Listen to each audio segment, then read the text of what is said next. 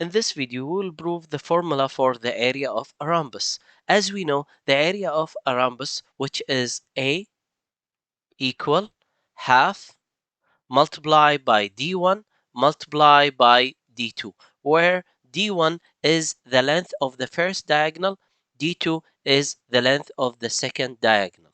But why is the area of a rhombus, which is A equal half multiply the first diagonal multiply the second diagonal? Let's find out. The main idea of this proof is that the two diagonals, which is this one and this one, from here to there, for example, the first diagonal from here to there is the second diagonal, is divide the rhombus into four equal triangles. The first one here, the second one here, the third one here, the last triangle here. So we can think of the area of this rhombus as like this. The area of a rhombus, which is equal the area of the first triangle plus the area of the second triangle plus the area of the third triangle plus the area of the fourth triangle. So in this video, we will prove that the area of the rhombus, which is equal to the sum of the area of these triangles. Since the four triangles here are congruent, because we will prove it in this video, so if we calculate just one triangle, we can find the area of the entire rhombus by multiply the area of this, for example, this triangle by 4. But first we need to understand why these four triangles are congruent triangles. Now let's show where the formula for the area of a rhombus came from. Remember that in a rhombus, all sides are equal. This one equal to this one, equal to this one, equal to this one. Also, the second property we will use it, that the diagonal bisect each other. This means this one here equal to this one here, this one here equal to this one here.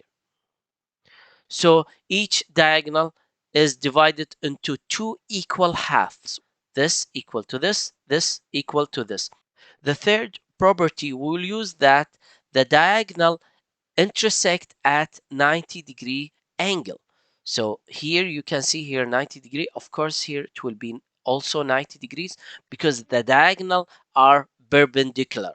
This means here 90 degrees, here 90 degrees, here 90 degrees, here 90 degrees. So each triangle here is right triangle. So here right triangle, here right triangle, here right triangle, here right triangle. This, for example, this the first triangle, which I will call it 1, and here 2, here 3, here 4, as we talk about it previously. Like as we talk here, this one, for example, this 2, 3, 4. So these triangles. So you can see now that two diagonals create four triangles, and we will see that these four triangles are congruent. Why they are congruent? You can prove it in two ways. Since the four right triangles have the same two perpendicular side length, this one and this one. So you can see here, for example, the first triangle here, they have half of the first diagonal and half of the second diagonal. The same thing in the second one. It has half of the first diagonal and half of the second diagonal. And of course here 90 degrees angle here. Of course here 90 degrees. And also here 90 degrees, here 90 degrees. Okay? And the same thing here. This here triangle, it has the two perpendicular side the same as this one, the same as this one, and of course the same as this one. You can see here half of the first diagonal, half of the second diagonal, and it has here 90 degrees. So here in the fourth triangle, half of the first diagonal and half of the second diagonal, and here 90 degrees. So these four triangles are congruent because they have the two perpendicular sides and here 90 degrees angle, or you can say side side and the angle between these two sides in each triangle. So these four triangles are congruent. Or you can prove it since each triangle of these four triangles, one side equal to half of the first diagonal and half of the second diagonal. And here you can see one side equal to a side of a rhombus. So if we compare these two triangles, it has this side equal to this side equal to this side, and they share this side. The same thing in the third triangle, the same thing in the fourth triangle. So these four triangles are congruent by side, side, side. Now let's call the area of this triangle as A1. I will change the color. So here A1, here the area of the first triangle, here the area of the second triangle, here the area of the third triangle, here the area of the fourth triangle.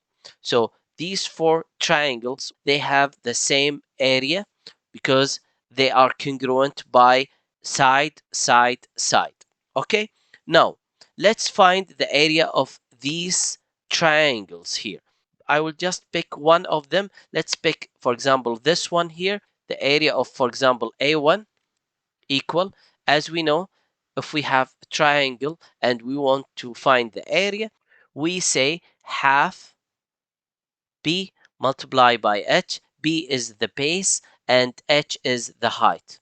So we want to find the area of just one of them, and if we find the area of one of them, we can multiply by 4 to find the area of this rhombus.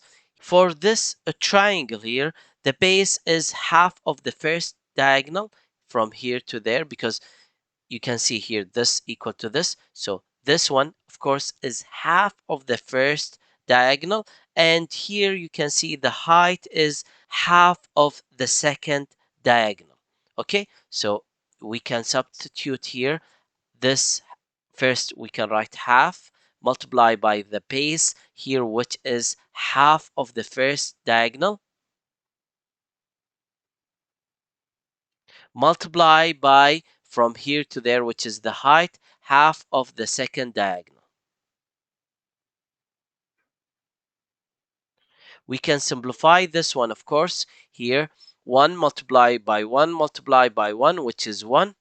2 multiplied by 2, which is 4, multiplied by 2, which is 8.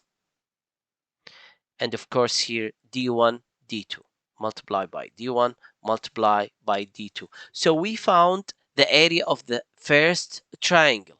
Can we find the area of this rhombus? Of course. The area of this rhombus, as we know, A, the area of the whole thing, I will call it like this. I will just write it in red. So the area of the whole thing here, I will call it as A, the area of this entire rhombus. I will change the color. So here, as we know, the area of this entire rhombus, which is A1 plus A2 plus A3 plus A4. And since these triangles are equal, so this one is also A1, this one is also A1, and this one is also A1. So here we have 4A1. So here we have 4A1. And if we substitute here this A1 as 1 over 8 multiplied by D1 multiplied by D2, let's substitute here. So 4 multiplied by 1 over 8 D1 D2. Okay, now let's simplify this. So here A equal, let's simplify this one. Here it will be 4 over 8 D1 multiplied by D2. If we here divide numerator by 4 and denominator by 4, you will get 1 over 2, because 4 divided by 4, 1, 8 divided by 4, which is 2. So multiply by d1, multiply by d2, which is exactly as this one. So we found the area of the entire rhombus as half multiply by d1 multiply by d2. Therefore, we prove that the area of a rhombus is half multiply d1 multiply by d2. So this one here, exactly the same as this one. So we found that A, which is the area of this rhombus, which is half d1 multiply by d2, exactly as we have it here. Now, let's take an example. Let's say here d2, which is 4.5 meters, and let's say this here d1 as 6 meters. We want to find the area of this rhombus using these two diagonals, which is 6 meter for the first diagonal and 4.5 meters for the second diagonal.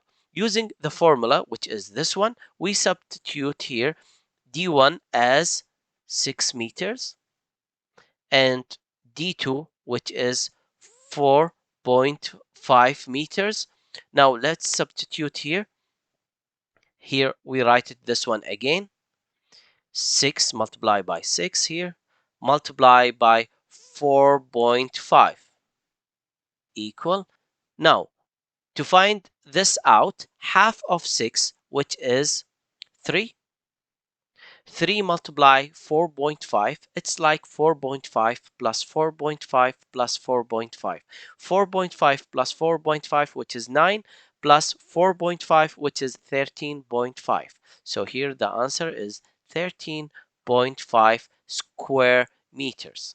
That's it. So we found the area of a rhombus, which is 13.5 square meters. So using the formula, we can find the area of this rhombus using these two diagonals. In this video, we proved that the area of a rhombus, which is A equal half multiply the first diagonal multiply by the second diagonal. The main idea is that the diagonals here divide the rhombus into four congruent right triangles. By calculating the area of one triangle and multiply it by 4, like what we have done here, we just multiply one of triangle by 4, we obtain the formula for the area of the rhombus, which is this one, A equal half multiply d1 multiply by d2.